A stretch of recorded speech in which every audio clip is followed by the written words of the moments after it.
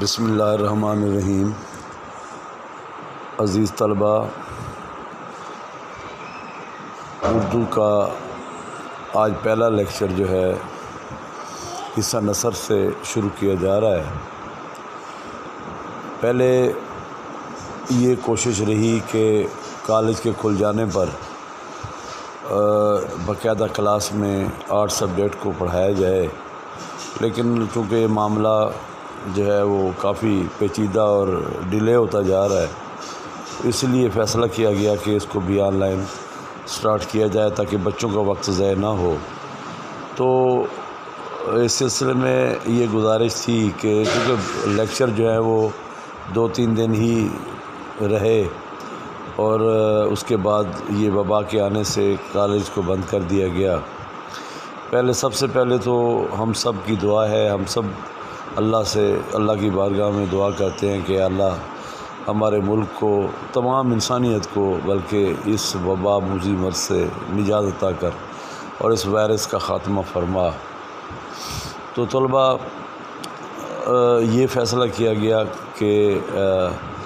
جو لیکچر ہے وہ حصہ نثر سے شروع کیا جائے۔ حصہ نثر جو ہے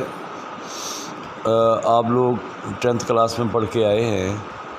اس میں جو کلاسز ہوئی ان میں بھی تھوڑا سا بریف کیا گیا، شاید آپ کو یاد ہو اور کچھ بچوں کو نہیں بریف ہو سکا کہ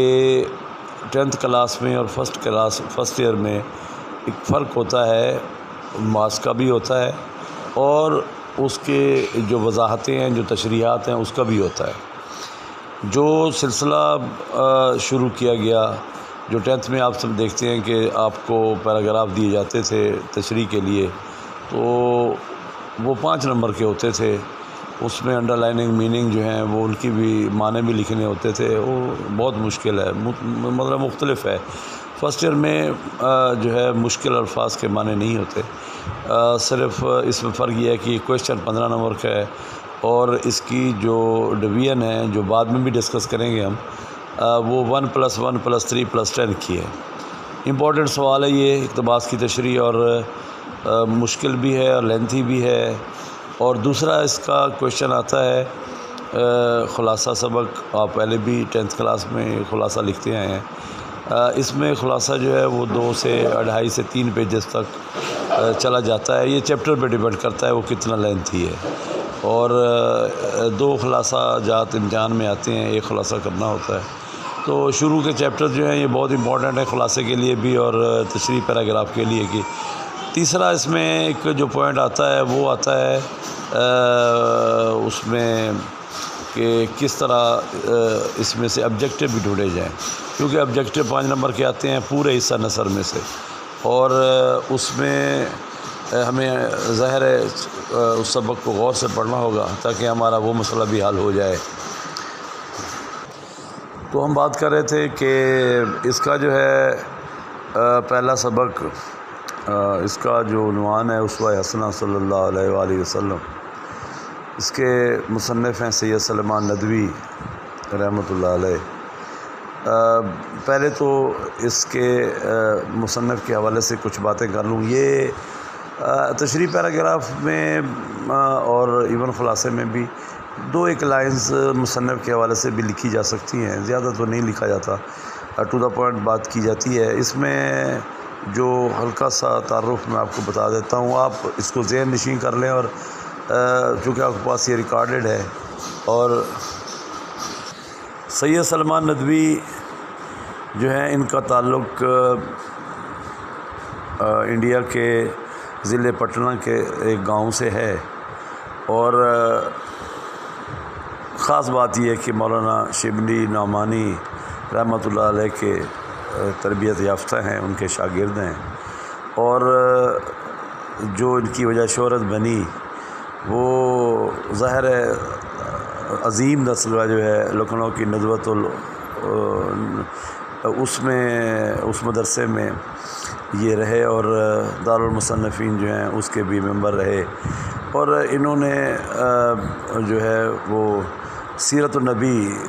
صلی اللہ علیہ وسلم جو شبلی نعمانی لکھ رہے تھے اس کی تکمیل کی انہوں نے۔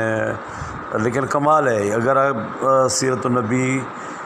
جو شبلی نعمانی نے لکھنی شروع کی تھی اور کچھ زندگی نے مہلت نہ دی، تو آگے سلمان ندوی کو انہوں نے حکم دیا کہ اس کو کمپلیٹ کیا جائے۔ اس نے مکمل کیا۔ تو دیکھیں ہر بندے کے اپنے خیالات ہوتے ہیں، اپنی سوچ ہوتی ہے، اپنے الفاظ ہوتے ہیں، لیکن جس نے بھی اس کا مطالعہ کیا ہے اس کتاب کا، پتہ نہیں چلتا کہ شبلی نے کہاں تک اس کو لکھا اور ندوی نے کہاں سے اس کو شروع کیا، ایک جیسے الفاظ، ایک جیسی باتیں۔ تو یہ ہے سید سلمان ندوی۔ جو ہمارا چیپٹر ہے آج کا اسوہ حسنہ، یہ دراصل ان کا جو ہے ان کے خطبے ہیں 2 بار جو انہوں نے 1925 میں مدراس کے مشہور لالی ہال میں دیے تھے، اور وہ اکتوبر نومبر کی بات ہے یہ 1925 کی۔ 2 خطبے دیے مغرب کے بعد، اور وہ ان میں سے ایک خطبہ جو ہے، ایک تقریر سمجھیں، یہ ہمارے سلیبس کا حصہ ہے، اور اس کو جو ہے ہم عنوان دیا گیا اسوہ حسنہ کا۔ اور اس میں جو پہلا پیراگراف ہے اس میں انہوں نے وضاحت کی ہے، جو بات کی ہے وہ کہتے ہیں کہ خدا کی محبت کا اہل اور اس کے پیار کا مستحق بننے کے لیے ہر مذہب نے، اسلام کی بات بعد میں کرتا ہے، یہ پہلے ہر مذہب کی بات کرتا ہے کہ ایک ہی تدبیر بتائی ہے۔ جتنے بھی مذاہب دنیا میں موجود ہیں ان سب کا ایک ہی ماٹو ہے، ایک ہی جو طریقہ کار ہے جو اپنے پیراکاروں کو بتاتے ہیں، اور وہ ہے کہ اس مذہب کے شارع، یعنی جو بنیاد ڈالتا ہے، جو شریعت لاتا ہے، جو طریقہ کار لاتا ہے، جو اس کا بانی ہے، اس کی نصیحتیں جو اس نے کی ہیں ان پر عمل کیا جائے۔ بات ہے جو چیپٹر کے نام سے اسوہ حسنہ، اسوہ ویسے کردار کو کہتے ہیں، حسنہ بہترین کردار کو، اور بہترین کردار اس کائنات میں نبی اکرم صلی اللہ علیہ وسلم کا ہے، اس کے حوالے سے بات کی جا رہی ہے۔ ابتدا دیکھیں، وہ ہر مذہب کو سامنے لاتا ہے، اور ہر مذہب کا کہتا ہے کہ سب نے یہی بات بتائی ہے کہ جو اس کا بانی ہے، اس مذہب کا جو لانے والا ہے، اس کی جو باتیں اس پر منوان عمل کیا جائے۔ اسلام نے جو ہمارا مذہب ہے، چونکہ یہ مکمل دین ہے اللہ کی طرف سے، اس کی سند ہے، تو اس نے ایک تدبیر بتائی، اختیار کی، اور وہ ہے کہ اس نے اپنے پیغمبر کا عملی مجسمہ جو ہے وہ سب کے سامنے رکھ دیا ہے۔ اور وہ عملی مجسمہ جو ہے، جیسے آپ صلی اللہ علیہ وسلم کا فرمان ہے، انما بعثت لاتمم مکارم الاخلاق، کہ مجھے اس لیے اس دنیا میں بھیجا گیا ہے کہ میں اخلاق کی تکمیل کروں۔ اور قرآن کے اندر جو ہے وہ واضح کہا گیا کہ لقد کان لکم فی رسول اللہ اسوۃ حسنہ، کہ بے شک آپ صلی اللہ علیہ وسلم کی سیرت،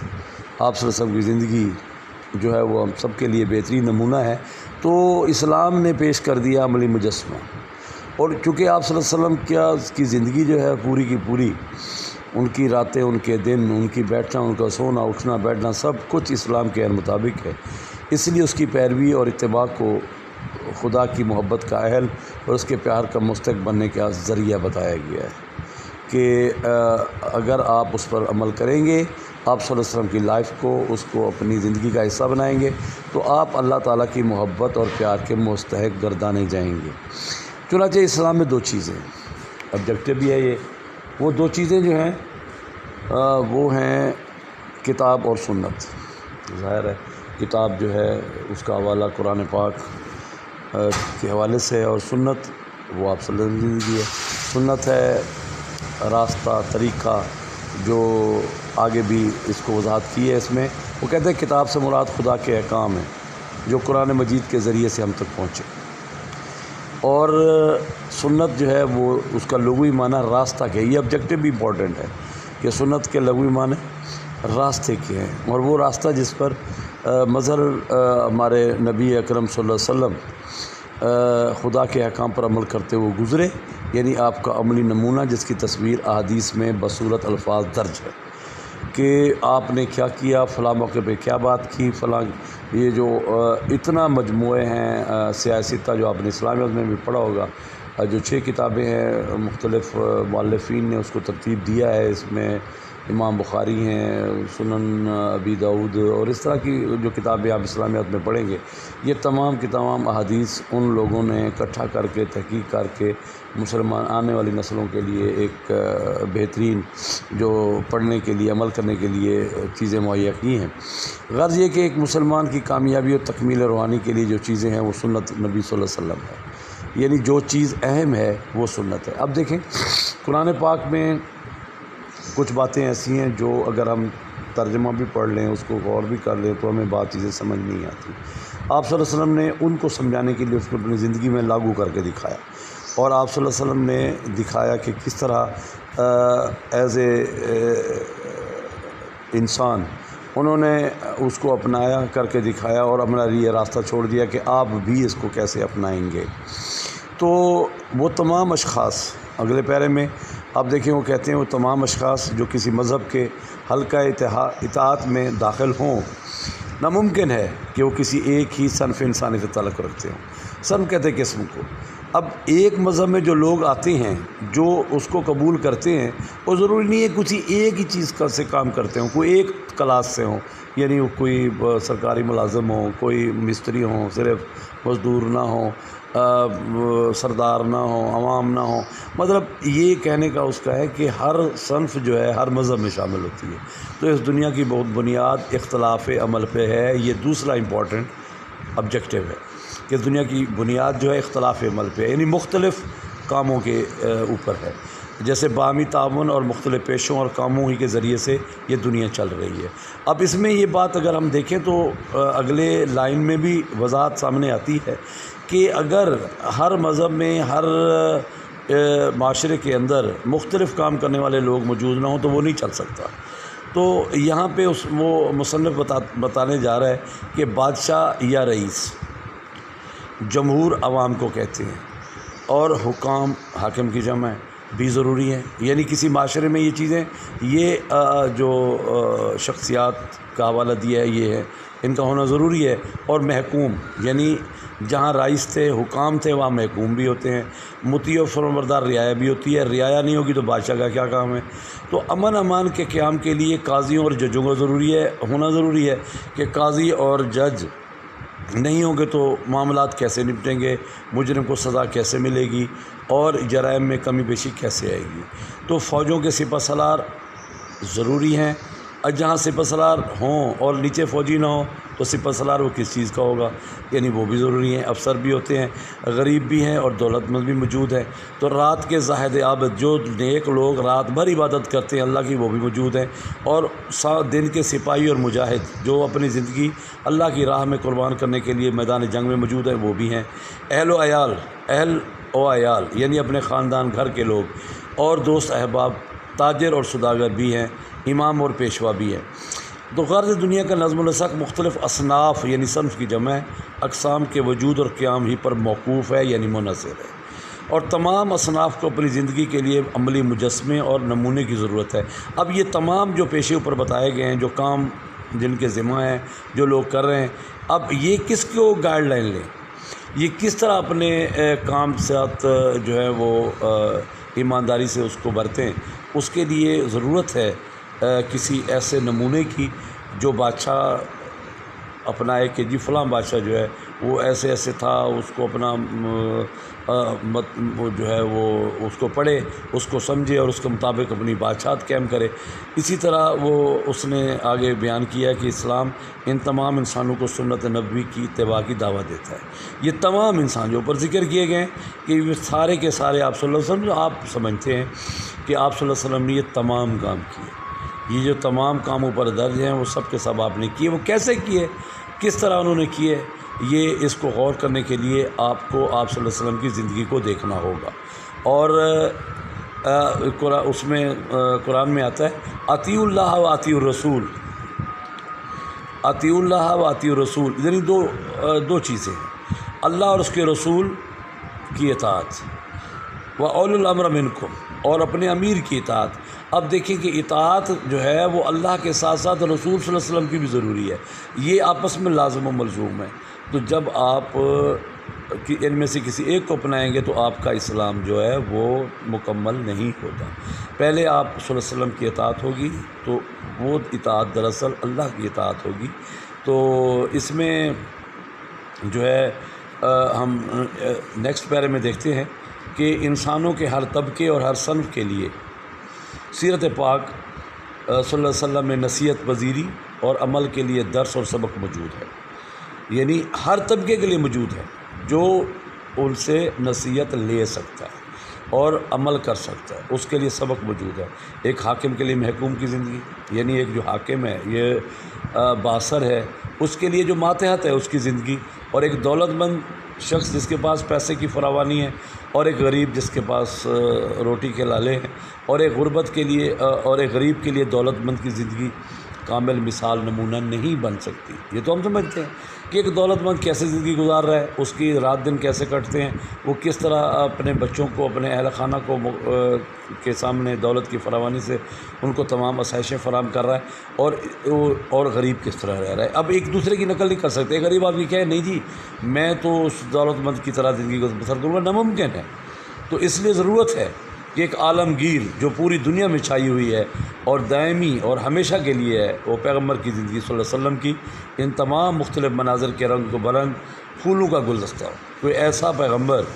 جو ان تمام جو ہمارے لیے قابل غور باتیں ہیں، ان کی تمام چیزیں جو ہے پھولوں کے گلدستوں کی طرح جس کے اندر موجود ہوں، اس کی ضرورت پڑ سکتی ہے۔ اب آگے لکھتا ہے مصنف کہ ہم چلتے پھرتے ہیں، اٹھتے بیٹھتے بھی ہیں، کھاتے پیتے بھی ہیں، سوتے جاگتے بھی ہیں، ہنستے بھی ہیں، روتے بھی ہیں، پہنتے بھی ہیں، اتارتے بھی ہیں، سیکھتے بھی ہیں، سکھاتے بھی ہیں، مرتے بھی ہیں، مارتے بھی ہیں، کھاتے بھی ہیں، کھلاتے بھی ہیں، احسان لیتے بھی ہیں اور کرتے بھی ہیں، اپنی جان دیتے بھی ہیں اور بچاتے بھی ہیں، عبادت و دعا کرتے ہیں اور کاروبار بھی کرتے ہیں، مہمان بھی بنتے ہیں اور میزبان بھی بنتے ہیں۔ اب یہ وہ کام ہے جو ہر انسان کے ساتھ پیش آ سکتے ہیں، یہ جو اوپر بیان کیا گیا جو ہم نے پہلے پڑھا ہے۔ تو ضرورت ہے کہ اگر ہم نے سونا جاگنا، یہ اٹھنا بیٹھنا، کھانا پینا، رونا دھونا، یہ کیسے ہے، کس طرح اس کو ہم اصولوں کے، اسلامی اصولوں کے مطابق برقرار رکھ سکتے ہیں، تو ہمارے مختلف افعال جسمانی سے تعلق رکھتے ہیں، اور یہ اس کے لیے عملی نمونے کی ضرورت ہے۔ پھر وہی بات جو پچھلے پیراگراف میں کہی گئی ہے، اور یہ ہر نئی حالت کے پیش آنے میں ایک نئی ہدایت کا سبق اور نئی رہنمائی کا درس دے، ایسا پیشوا چاہیے جو ہمیں ہر بات اور ہر چیز جو ہے واضح کر کے بتا دے۔ وہ پیغمبر چاہیے، وہ اس کی زندگی چاہیے، وہ اس کا کردار چاہیے، وہ اس کا اخلاق چاہیے جو ہمارے لیے واضح اور روشن ہو۔ تو ہمارا آج کا آخری پیرا ہے، اس میں کہتے ہیں علاوہ ازیں، یعنی اس کے علاوہ وہ افعال جن کا تعلق دل و دماغ سے ہے اور جن کی تعبیر ہم اعمال قلب اور جذبات اور احساس سے کرتے ہیں۔ یہ باتیں تو تھی دوسرے کام کی، اب ایک اور بات اس نے کر دی ہے اضافی۔ کمال کا خطبہ جو ہے تقریر سید سلمان ندوی کی، جو بڑے بہترین طریقے سے آپ صلی اللہ علیہ وسلم کے کردار کو اپنانے کی دعوت دے رہے ہیں، اور وہ کہتے ہیں کہ دل و دماغ سے بھی ہے، جن کی تعبیر ہم اعمال قلب جذبات سے احساس سے کرتے ہیں۔ کس طرح ہر آن میں ایک نئے قلبی عمل کا ایک انسان جو ہے وہ ہر لمحہ مختلف احساسات لیے ہوئے ہوتا ہے، اور جیسے وہ کہتے ہیں ہم کبھی راضی ہیں، یعنی جو کچھ ہمیں ملا ہوا ہے ہم اللہ تعالیٰ کی رضا کے ساتھ راضی ہوتے ہیں، کبھی ہم ناراض ہیں کہ یہ نہیں ہونا چاہیے تھا، کبھی خوش ہیں تو کبھی غم زدہ ہیں، کبھی مصائب سے دو چار ہیں، زندگی کا حصہ ہی ہے، اور کبھی نعمتوں سے مالا مال ہے، ہمارے پاس بہت کچھ ہے، کبھی چھین لیا جاتا ہے، تو کبھی ناکام ہوتے ہیں تو کبھی ہم کامیاب ہوتے ہیں۔ تو کیا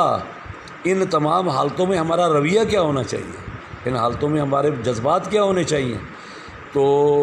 مصنف کہتا ہے کہ اخلاق فاضلہ، بہترین اخلاق جو ہیں ان کا انحصار انہی جذبات اور احساسات کے اعتدال اور باقاعدگی پر ہے،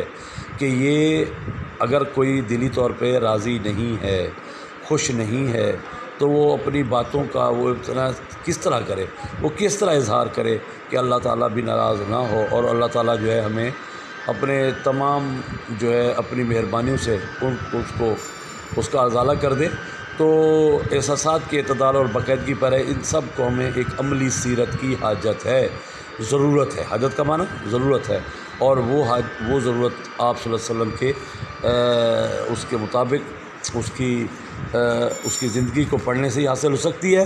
تو آج کا جو یہ ٹاپک ہے یہیں پر اینڈ کرتے ہیں، باقی انشاءاللہ نیکسٹ ڈے اس کو ہم ڈسکس کریں گے۔ اور آج ہم جو ہے ایک شعر کے ساتھ اس کا اختتام کرتے ہیں کہ خوشبو ہے دو عالم میں تیری اے گل چیدہ، خوشبو ہے دو عالم میں تیری اے گل چیدہ، کس منہ سے بیاں ہوں تیرے اوصاف حمیدہ۔ یہ شعر کے ساتھ آج کا ہمارے لیکچر کا اختتام ہوتا ہے۔ انشاءاللہ کل اس کو مزید امپروو کر کے آپ سے اس کی تیاری کیسے کی جائے اور سلیبس میں اس کو کون سی بکس کا جو ہے وہ معاونت لی جائے، اور یہ ڈسکشن ہم انشاءاللہ کل کریں گے۔ فی الحال کے لیے اللہ حافظ، اس دعا کے ساتھ اللہ ہم سب کو سلامت رکھے، ہم سب کو اس وبائی امراض سے دور کرے اور اس وائرس کا ہمارے ملک سے بلکہ پوری دنیا سے خاتمہ کرے۔ آمین۔ وآخر دعوانا ان الحمدللہ رب العالمین۔